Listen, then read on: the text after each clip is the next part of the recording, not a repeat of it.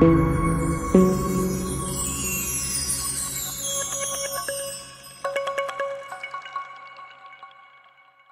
Bapak Muhammad Sobirun untuk mandu jalannya sharing session dan juga tanya jawab. Silakan Pak. Baik, terima kasih Pak Fat. Assalamualaikum warahmatullahi wabarakatuh. Kala friends semua, apa kabar? Senang sekali kita bisa berjumpa kembali dalam acara Gathering Online Kala Toyota. Sebagaimana kita tahu bahwa di situasi saat ini, sekolah masih menerapkan pembelajaran dari sekolah, dari rumah atau school from home. Jadi peran orang tua menjadi semakin besar dalam pendidikan anak-anaknya. Kenapa? Karena sekarang putra-putri tercinta 24 jam bersama orang tua. Untuk itu dalam gathering online yang ke-10 ini, Kala Toyota mengambil tema yang menarik, yaitu cara mendidik anak di era new normal. Dan kami juga sudah menghadirkan dua pembicara yang luar biasa. Baik, kami perkenalkan satu persatu pembicara kita pada sore hari ini. Yang pertama, beliau adalah alumni dari Fakultas MIPA Universitas Hasanuddin. Kemudian aktivitas beliau saat ini adalah Ketua Umum Pengurus Pusat Ikatan Guru Indonesia.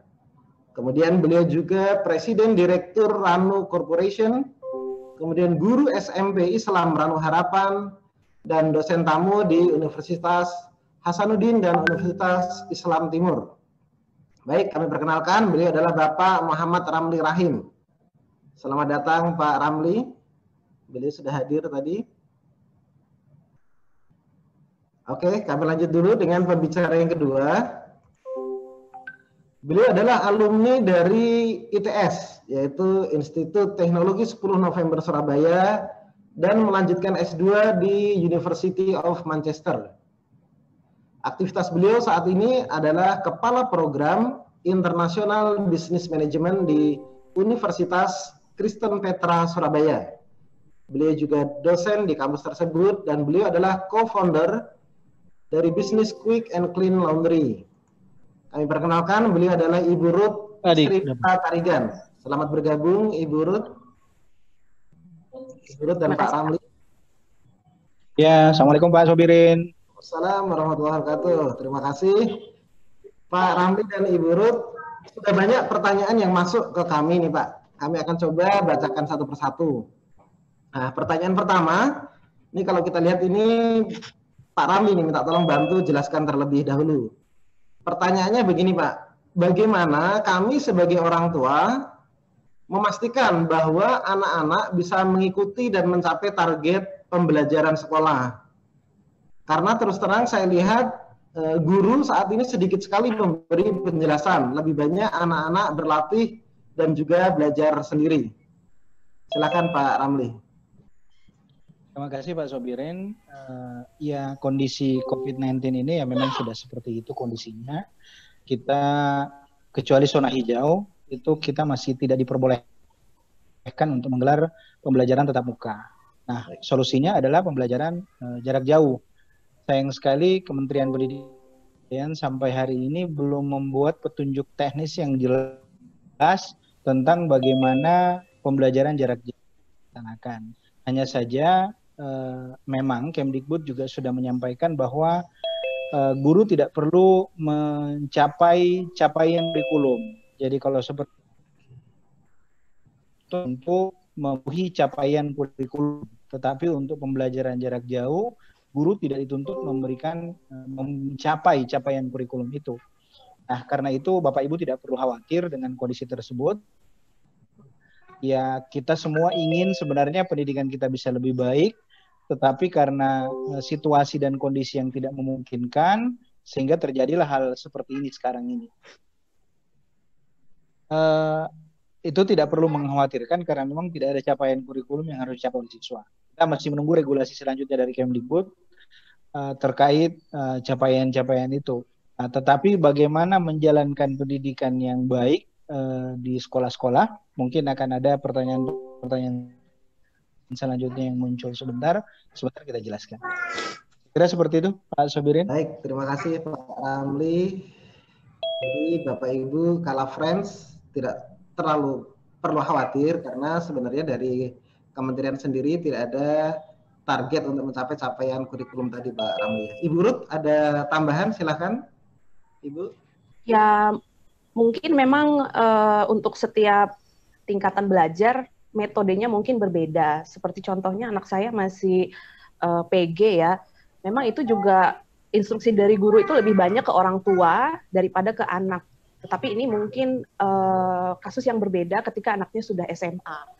Karena SMA itu sudah menuju pembelajar yang mandiri. Tetapi yang harus kita ingat ini adalah masa pandemi, ya Bapak, ya seperti yang Pak Ramli bilang tadi, saya setuju sekali bahwa toh Kemendikbud juga sudah mengatakan bahwa tidak semua capaian pembelajaran itu harus dicapai. Nah, berarti apa artinya ini? Bapak Ibu juga bisa lebih santai, anak Bapak Ibu juga bisa lebih santai. Mungkin kalau Bapak Ibu ingin memberikan anak-anak pembelajaran yang lain di luar kurikulum, mungkin ini adalah saat yang tepat. Mungkin mengenai pendalaman agama misalnya, atau nilai-nilai keluarga. Nah, jadi dari sisi akademik sekarang memang mungkin sedikit tertunda, tapi Bapak Ibu bisa menambahkan dengan hal yang lain. Jadi di bawah santai. Terima kasih Ibu Ruth. Jadi kalau friends di bawah santai saja ya. Kemudian pertanyaan kedua, ini buat Ibu Ruth nih karena pertanyaan dari ibu rumah tangga. Pertanyaannya, saya ibu rumah tangga dan mengurus bisnis. Terus terang saya bingung cara memastikan anak-anak benar-benar belajar ketika di kamar menghadap laptop. Bagaimanapun anak saya kan sudah SMA dan kuliah. Tentu saja keingintahuannya sangat tinggi. Nah, saya khawatir anak-anak itu membuka situs-situs yang kurang baik. Nah, gimana Ibu Ruth? Ini kekhawatiran seorang ibu nih. Oke, baik. Saya panggilnya kalau friends aja ya, biar sama dengan pembicara yang lain. Jadi begini, mungkin kalau misalnya orang tua khawatir itu wajar ya, apalagi kalau anaknya masih teenager. Mungkin kalau yang bisa dilakukan, mungkin Bapak Ibu bisa ikut memantau nih anak saya lagi belajar apa, kurikulumnya apa, tugasnya apa, deadline-nya kapan. Ini sifatnya hanya memantau ya Bapak Ibu. Bapak Ibu tidak menjadi guru ataupun menjadi orang yang memaksa anak untuk mengerjakan hal-hal tersebut, tetapi lebih Bapak Ibu aware apa yang sedang mereka lakukan. Oke, yang kedua mungkin kalau saya lihat ya, ini kan pertanyaannya benar belajar di kamar ketika menghadap laptop. Nah, kalau misalnya Bapak Ibu mau mengadopsi beberapa trik dari behavioral science ya, science yang mempelajari habit, mempelajari semacam bagaimana membuat orang melakukan sesuatu. Yang pertama itu mungkin sebaiknya tidak belajar di kamar, Bapak Ibu. Mungkin Bapak Ibu bisa membuat satu tempat di mana kalau anak lagi belajar, di situ tempatnya. Jadi ketika anak, karena gini Bapak Ibu, di kamar itu adalah tempat kita untuk rileks, tempat kita untuk istirahat atau beribadah atau bersantai ya. Sehingga kalau kita paksa anak belajar, sementara environment-nya memang sudah seperti itu agak sulit. Ya, kemudian juga kalau kita membuat satu tempat yang memang untuk belajar, ya kita bisa siapkan di situ bukunya, air minumnya, snacknya kalau dia lapar, dan kemudian juga kita bisa katakan kalau khusus meja ini tidak ada handphone sehingga tidak ada distraksi. Nah itu mungkin juga Bapak Ibu bisa taruh di tempat yang umum, misalnya di sudut ruang tamu. Nah itu Bapak Ibu bisa sambil lihat, atau di meja makan Bapak Ibu bisa lihat, bisa pantau ya diam-diam. Nah jadi ini juga bisa saya harap bisa mengurangi kekhawatiran Bapak Ibu. Jadi ini mempersiapkan tempatnya.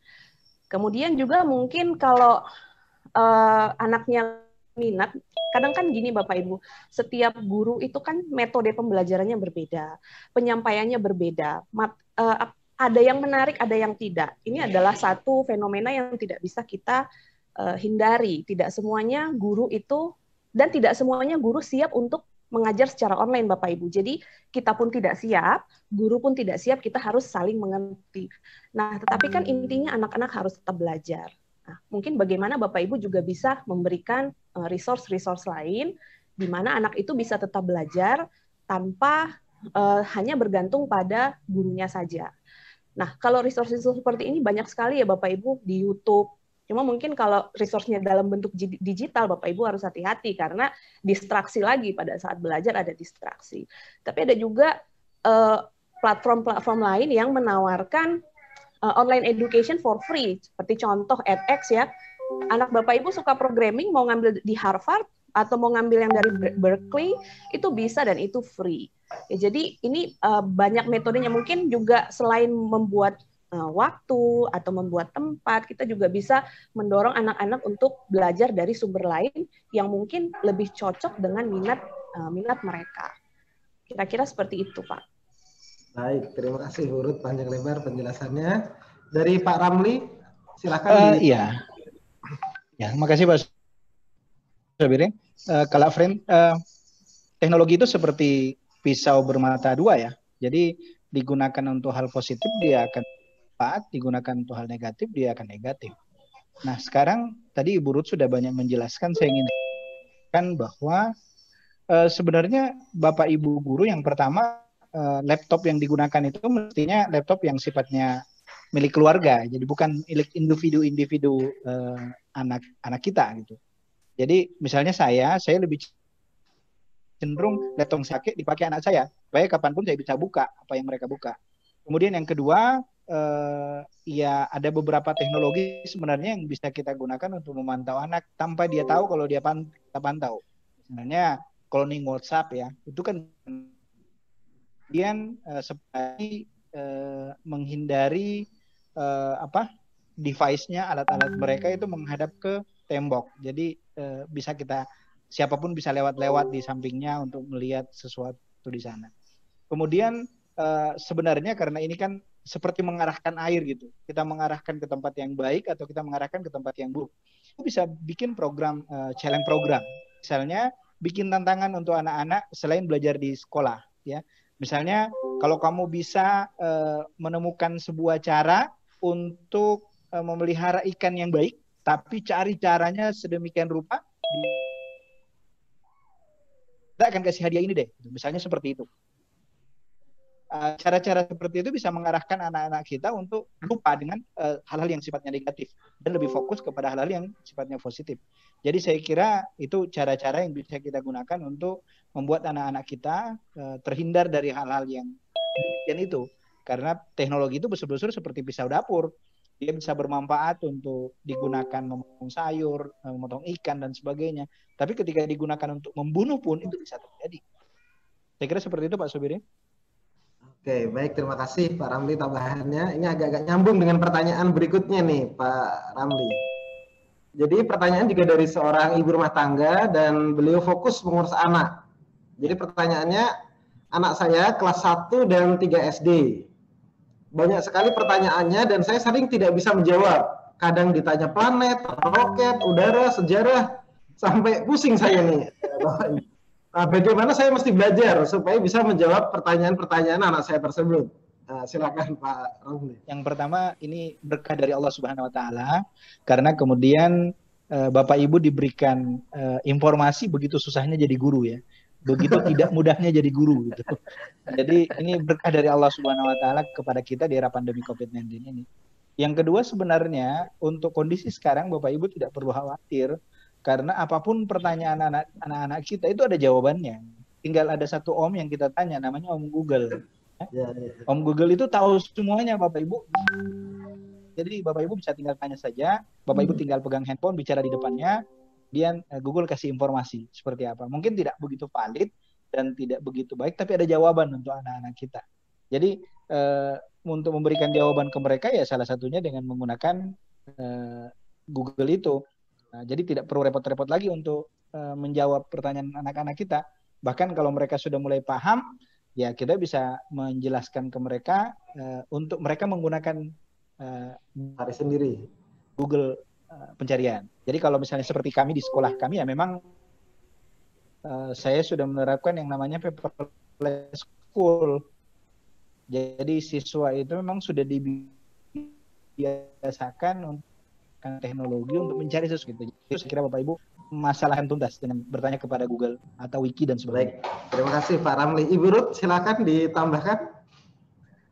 Kayaknya jawaban itu udah kalau udah tanya Google saya rasa tidak ada pertanyaan yang tidak bisa dijawab ya. Cuma mungkin kalau saya bisa tambahkan untuk anak-anak, mungkin kita sebagai orang tua juga perlu filter Jadi artinya mungkin kalau saya tambahkan, kita yang cari di Google kita Bapak Ibu. Karena tetap tugas mengajar pada saat ini itu adalah tugas kita. Jadi bukan anak kita suruh kamu cari aja di Google. Ah, itu kita artinya lepas tangan. Tapi baiklah, ini juga menjadi kesempatan ketika kita Google, kemudian kita belajar, kemudian kita juga menggunakan mengajari anak itu sebagai media komunikasi bersama anak, tidak hanya mengajari. Seperti itu.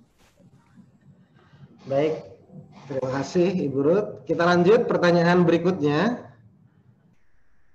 Apa yang bisa kami sebagai orang tua lakukan agar anak-anak gemar belajar dan membaca? Karena kalau saya perhatikan setelah Zoom atau Google Meet dengan gurunya, anak-anak main game. Nah, silakan Bu Ruth bantu menjelaskan. Saya termasuk orang yang suka membaca ya, tapi kalau saya lihat misalnya, saya berpikir kenapa kok saya suka membaca, itu karena dulu orang tua saya tidak punya banyak, tetapi mereka selalu punya buku. Orang tua saya ini dulu sambil kuliah membesarkan saya, jadi mereka menikah di usia yang cukup muda, dan mereka tidak punya kerjaan, jadi yang ada cuma buku. Bahkan ketika saya kecil tuh saya ingat saya membaca buku yang sifatnya kedokteran. Ya, jadi ibu hamil, perutnya apa, padahal saya masih SD. Artinya gini Bapak Ibu, mungkin sekarang kalau Bapak Ibu pengen dia belajar membaca, maka sediakanlah buku di rumah. Banyak-banyak buku yang kira-kira bisa memberikan mereka berbagai macam area of interest. Nah, kemudian juga mungkin salah satu lainnya batasi mainan yang Bapak Ibu berikan. Kalau misalnya Bapak Ibu ada buku dan ada gadget, ya anak-anak pasti akan cenderung pilih gadget. Nah, yang kemudian juga mungkin Bapak Ibu juga harus membaca bersama anak-anak supaya kelihatan bahwa oh membaca itu adalah budaya kita di rumah. Jadi selain buku-buku untuk anak-anak, Bapak Ibu juga ikut membaca. Kadang juga bisa menarik kayak gini Bapak Ibu nih beberapa tips. Mungkin misalnya baca Harry Potter nih. Ingat ya Bapak Ibu, yang penting itu membaca dulu. Kalau dia sudah selesai membaca, sudah suka membaca, tinggal kita arahkan bukunya. Tapi kalau misalnya sekarang dia suka Harry Potter, enggak masalah. Kita coba biarkan mereka membaca. Kemudian kita tonton filmnya. Kemudian kita diskusikan. Dia bisa apresiasi itu lebih kaya bahwa buku itu ternyata punya sisi menarik yang berbeda jika difilmkan. Atau mungkin buku-buku tentang Laskar Pelangi misalnya. Laskar Pelangi itu kan ada bukunya, ada filmnya, dan ada tempatnya Bapak Ibu. Mungkin kalau Bapak Ibu punya sedikit uang atau setelah pandemi ini berakhir, Bapak Ibu bisa pergi ke Bangka Belitung sana, kemudian ini loh yang ada di buku. Jadi kemudian buku itu menjadi hidup. Nah, akhirnya anak-anak melihat oh buku itu benar-benar ya jendela dunia, ya bahwa dengan buku itu kita bisa mempelajari banyak hal, kita bisa mengeksplorasi banyak hal dan mengalami banyak hal. Jadi kita harus mulai. Jadi menurut saya sih memang harus dimulai dari orang tuanya, suka membaca, membelikan buku, kemudian memberikan pengalaman-pengalaman sehingga buku itu hidup. Kurang lebih seperti itu. Baik, terima kasih Bu Ruth, sangat menarik paparannya. Pak Ramli, silakan Pak ditambahkan. Iya, terima kasih Pak Sobirin. Saya mungkin menceritakan pengalaman saya sendiri ya. Saya itu membatasi anak saya menggunakan gadget, termasuk menggunakan teknologi seperti laptop ini. Jadi mereka itu diberikan waktu khusus. Jadi kami setiap minggu itu hanya 1 hari yang boleh mereka menggunakan handphone, tapi selama 1 hari itu bebas sebebas-bebasnya. Bahkan kalau perlu mereka menginginkan handphone yang kita pegang, itu pun kita kasih ke mereka. Tapi hanya 1 hari. 6 hari lainnya tidak boleh menggunakan handphone. Nah, ini membuat kita mengatur waktu untuk mereka. Jadi bukan melarang mereka menggunakan, tapi mengatur waktunya. Kenapa? Pertimbangan pertama adalah anak-anak ini kan butuh gerak fisik sebenarnya, karena fisik mereka sedang bertumbuh gitu. Yang kedua, kita harus menjaga matanya, terutama untuk pendidik anak usia dini, kemudian SD kelas bawah, itu kan mata mereka masih harus dijaga. Ya paling tidak kita sampaikan ke mereka banyak hal-hal di masa depan yang tidak bisa kita tempuh kalau kita berkacamata misalnya ya. Jadi sehingga mata itu perlu dijaga. Itu salah satu alasan kita untuk membuat kita membatasi itu. Nah, saya memang melihat banyak orang tua yang betul-betul bebas anaknya.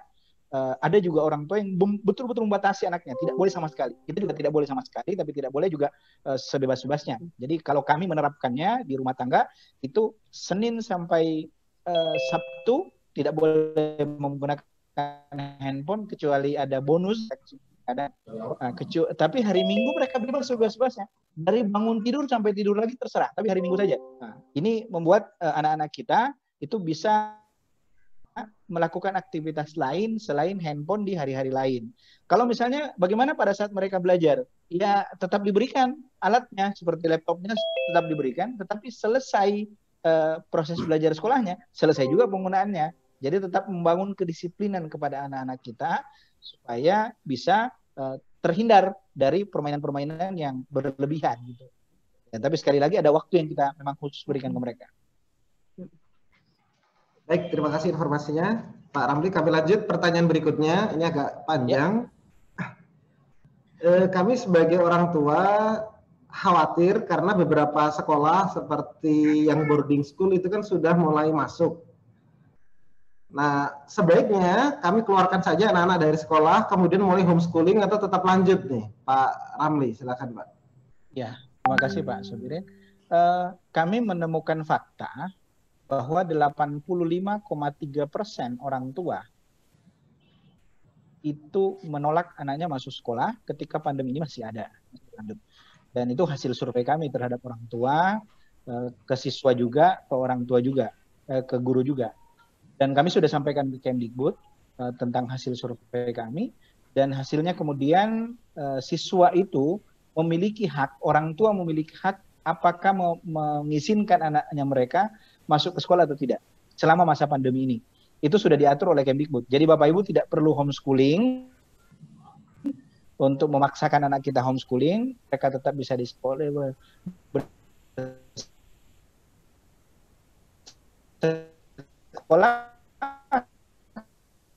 Sekolahnya boleh tetap jalan, harus masuk sekolah.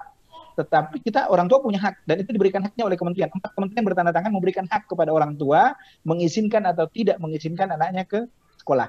Dan sekolah tidak boleh memberikan sanksi kepada anak didik, dan itu menjadi keputusan 4 menteri. Saya kira seperti itu, Pak Sobi. Oke, cukup melegakan ya. Ibu Ruth, ada yang mau ditambahkan? Silakan.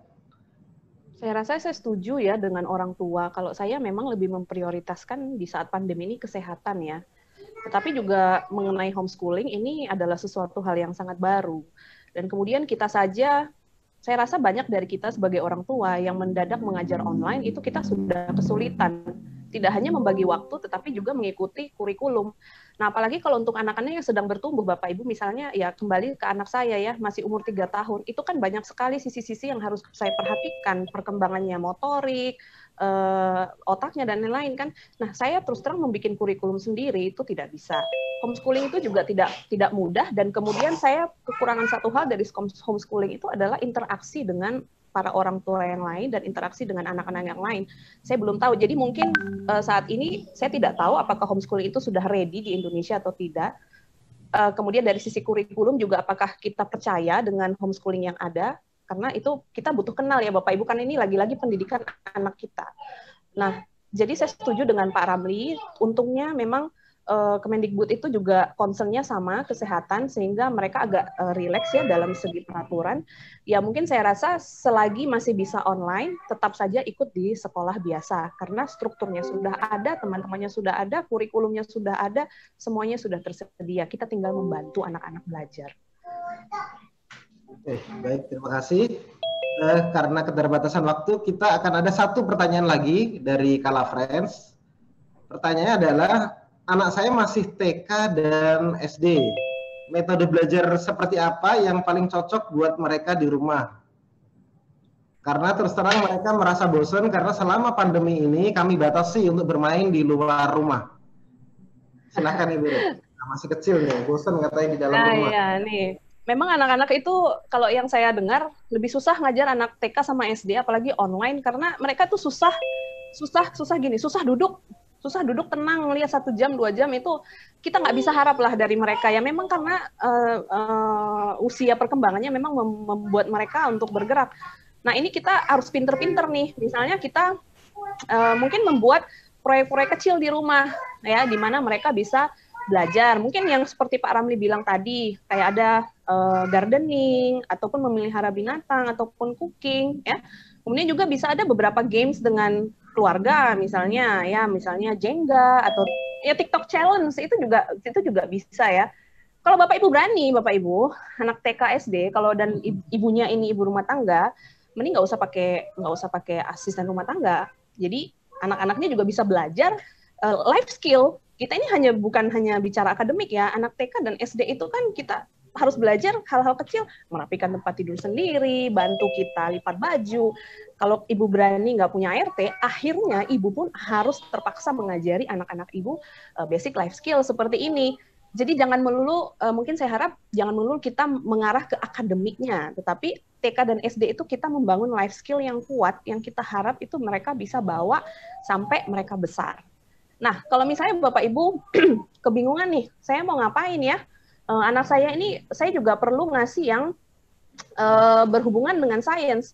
Nah, itu banyak Bapak Ibu nih, kalau misalnya saya boleh share ya, ini kayaknya saya suka nih, ini ada pop-up online class. Nah, itu bisa Bapak Ibu lihat. Nah, itu ada kegiatan-kegiatan science project di mana ininya sudah disiapkan semua. Atau kalau misalnya ini 7 days of play, ini juga bagus Bapak Ibu ya, bagaimana kok membuat ya hal-hal seperti ini, yang bagaimana kita menggambar pasta, memilih warna, bagaimana hujan itu bekerja dan lain-lain. Nah, ini banyak sekali ide-ide yang bisa kita dapatkan di internet, sehingga kita juga bisa mengajari anak kita dengan cara yang sangat menarik. Kurang lebih seperti itu. Baik, terima kasih Ibu Ruth. Pak Ramli, silakan Pak ditambahkan. Pak Ramli, silakan.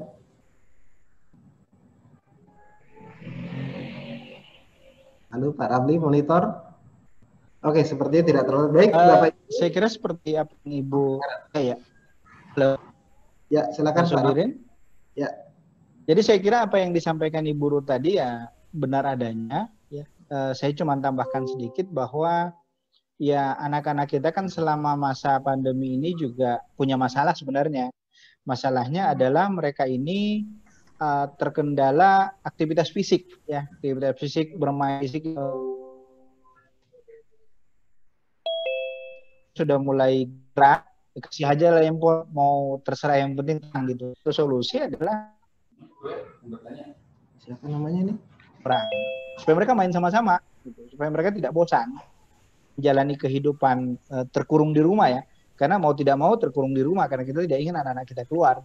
Ya mungkin kalau mereka punya sepupu sekali atau sepupu 2 kali yang mungkin cukup dekat dengan Bapak Ibu, diajak untuk di satu rumah, kemudian mereka beraktivitas sama-sama. Karena mereka juga butuh aktivitas fisik, ya, bukan hanya sekedar otaknya yang harus diisi, tapi aktivitas fisik penting. Karena anak-anak TK, SD ini sedang dalam proses pertumbuhan. Kita mesti memberi ruang untuk pertumbuhan mereka. Kemudian kami sebenarnya di Ikatan Guru Indonesia itu banyak mengembangkan metode-metode yang disenangi oleh siswa. Kami punya Ikatan Guru PAUD misalnya, itu bagaimana membuat game-game pembelajaran. Jadi game yang disenangi siswa itu diubah menjadi materi pembelajaran. Kami membuat seperti komik misalnya, komik pembelajaran. Materi belajarnya itu diubah jadi komik dan bisa disampaikan ke siswa lewat video. Kemudian membuat video pembelajaran. Ya, video pembelajaran ini juga teman-teman sudah kembangkan cukup lama.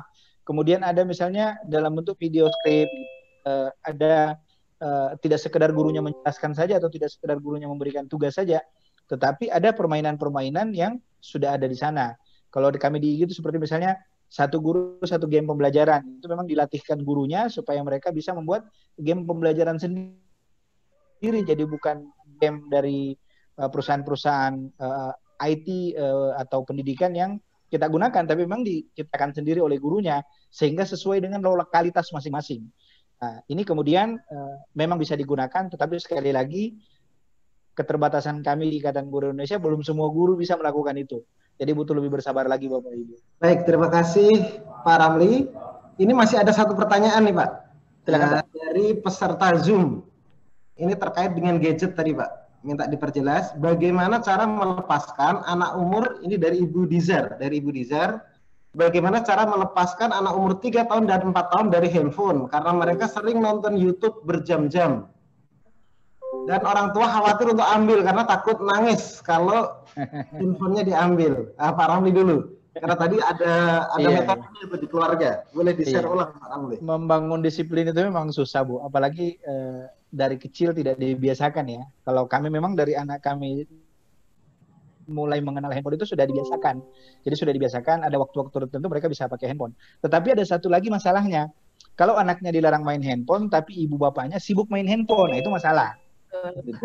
Itu masalah Bapak Ibu. Jadi ini memang butuh juga ya kalau sudah sampai di rumah handphonenya mungkin disimpan lah memang bermain untuk anak.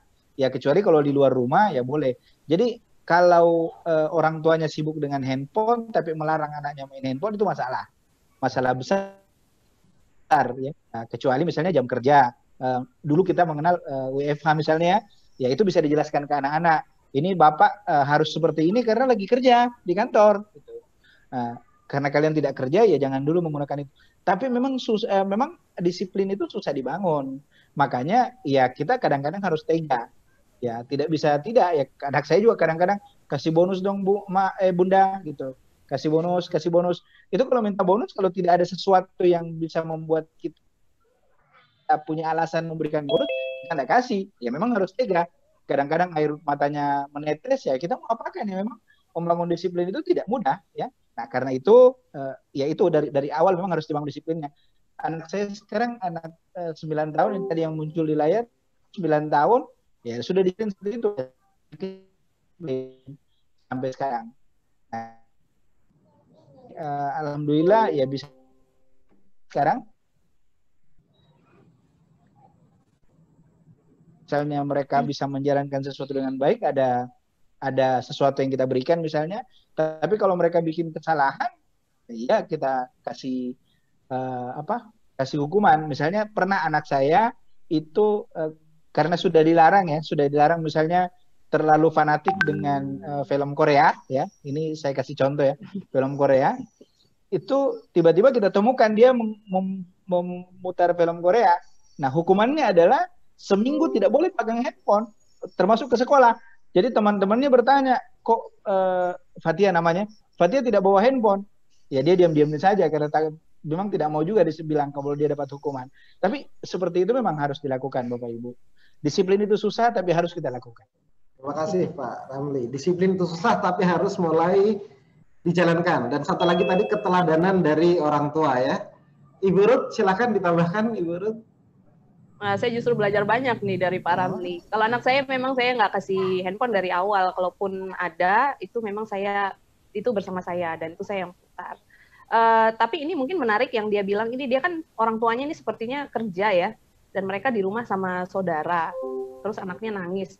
Mungkin gini Bapak Ibu, kalau saya melihatnya begini ya, kita harus kadang memilih. Anak kita ini akan hidup 50 tahun lagi, tentu saja kita tidak ingin mereka hanya pintarnya main handphone dan tidak mempunyai skill yang lain. Jadi kalau saya setuju sekali dengan Pak Ramli bilang tadi, memang itu effortnya untuk melarang anak itu susah, apalagi kalau anak sudah nangis. Tapi ingat Bapak Ibu, menangis itu adalah senjata anak. Sekali dia tahu bahwa dengan menangis dia mendapatkan apa yang dia inginkan, dia akan terus menggunakan tangisan. Jadi Bapak Ibu juga harus firm. Kalau tidak bisa, menangis pun tidak masalah. Menangis saja gitu ya. Kemudian juga kalau misalnya ada saudara yang jaga, ini pun harus kita edukasi terus-menerus. Dek, tolong Ki, kalau misalnya kita jaga anakku, jangan Ki kasih handphone, kasihan karena masih 3 tahun, dia harusnya begini-begini. Toh supaya kayak kau juga pintar gitu. Tolong saya nak, karena saya harus kerja. Kalau tidak, saya tidak bisa bantu, kok juga tinggal di sini. Mungkin dikasih pengertian begitu. Jadi kita sama-sama ini saling menolong. Kok tolong anakku, saya juga tolong kok tinggal di sini. Nah, kalau misalnya yang menjaga itu adalah, oh ya, jadi kembali ke tadi, ART-nya, saudaranya pun harus diberi pengertian bahwa ini adalah sesuatu yang sangat penting bagi perkembangan anak, tolong jangan dilakukan. Kalau saya kebetulan saya punya babysitter, Bapak Ibu, karena saya bekerja, suami juga bekerja, dan itu saya sudah bilang sama babysitter saya, handphone itu adalah kesalahan besar yang bisa membuat saya mau tidak mau saya harus keluarkan kamu. Karena saya melihat big picture, ya saya tidak terima kalau untuk handphone dan lain itu memang saya tidak izinkan sama sekali. Dan saya juga tidak memberikan anak saya handphone, pembantu saya babysitter saya bilang kalau jam kerja tidak boleh pegang handphone sehingga anak saya tidak lihat pegang handphone. Kalau lagi istirahat, anak saya tidur, silahkan kamu main handphone. Saya kasih datanya. Setiap bulan saya isikan data ya. Jadi saya tidak melarang dia bermain, tapi jangan di depan anak-anak. Kemudian kayak tadi yang Pak Ramli bilang, itu tadi bagus sekali Bapak Ibu ya. Memang susah kalau kita bilang anak kita jangan main handphone, sementara kita di depan mereka juga main handphone. Nah ini mungkin susah, kayak suami saya sales, memang selalu dengan handphone. Ya, tapi saya selalu bilang kalau bisa, kalau pas, jadi kadang suami saya sebisa mungkin dia di kamar ketika menggunakan handphone, anak saya di luar. Kecuali kalau memang anaknya lagi pengen banget sama bapaknya, ya itu kadang sambil. Tapi itu pun yang kayak Pak Arami bilang tadi, Bapak kerja dulu ya nak. Jadi anaknya mengerti, oh papa ini bukan bermain dan bukan nonton YouTube, dia sedang bekerja. Nah, sehingga dia melihat handphone itu bukan YouTube-an dan lain-lain. Kalau Bapak Ibu mau YouTube-an, silakan di toilet Bapak Ibu, jangan dilihat anak atau di tempat lain atau pas anaknya tidur. Kurang lebih seperti itu. Baik, terima kasih Ibu Ruth. Waktunya juga sudah habis. Nah, sebelum kita tutup, mungkin ada lagi yang mau disampaikan dari Pak Ramli atau Ibu Ruth masing-masing 3 menit. Pak Ramli dulu, silakan. Boleh Pak. Sebelumnya kami ucapkan terima kasih atas undangan Kala Group untuk bisa sama-sama berbagi tentang bagaimana pendidikan kita di masa pandemi COVID-19 ini. Memang banyak hal yang harus kita sesuaikan dengan adanya COVID-19 ini, tetapi yakin saja bahwa ada hikmah yang terkandung di balik semuanya. Dulu kita mungkin hanya mengenal belajar tatap muka, sekarang kita diarahkan untuk bisa belajar online. Dulu kita jauh dari anak-anak kita, bahkan mungkin kita tidak seolah-olah tidak kenal. Sampai ada teman saya bercanda, tukang bentor itu lebih kenal anak saya dibanding saya. Nah, sekarang tidak lagi karena anak-anak itu kemudian ada di rumah. Kemudian ternyata jadi guru itu tidak gampang. Gitu. Itu juga sudah dirasakan oleh banyak orang tua. Ya, ini menjadi pelajaran buat kita semua untuk menghargai profesi itu, karena profesi itu saat ini tidak begitu dihargai ya. Proses guru itu. Jadi tidak lagi begitu mudah orang tua melaporkan guru ke kepolisian ya. Seperti di Sidrap masih kejadian itu, masih proses hukum sekarang. Anaknya cuma ditepuk pundaknya karena diminta sholat, kemudian orang tuanya melaporkan ke polisi dan ya diproseslah di polisi. Bukan urusan putusan hakimnya, tapi menyita perhatian guru itu, padahal dia harus mengajar dengan baik. Gitu. Nah ini saya kira hikmah-hikmah yang terkandung di balik semuanya. Kemudian ibu bapak guru, kemudian ibu bapak juga di rumah kemudian paham, oh ternyata harus belajar lagi ya, ternyata harus tahu juga cara-cara seperti ini gitu. Kemudian kita ya betul-betul diajari banyak hal soal pandemi COVID ini, terutama dalam dunia pendidikan. Saya kira seperti itu Pak Sobirin, terima kasih banyak. Kala friends semua sukses dan semoga sehat selalu. Amin. Assalamualaikum warahmatullahi wabarakatuh. Waalaikumsalam warahmatullahi wabarakatuh. Ibu Ruth, silakan. Ada yang mau disampaikan kembali untuk Kala friends? Ya. Terima kasih juga untuk undangannya ya. Saya ibu muda, saya memang suka membaca mengenai parenting, tapi saya yakin Kala Friends di sini juga punya banyak sekali tips yang sebenarnya bisa di-share. Ya, saya berharap apa yang saya share dengan Pak Ramli share itu bisa memberikan beberapa ide yang mungkin belum terpikirkan sebelumnya.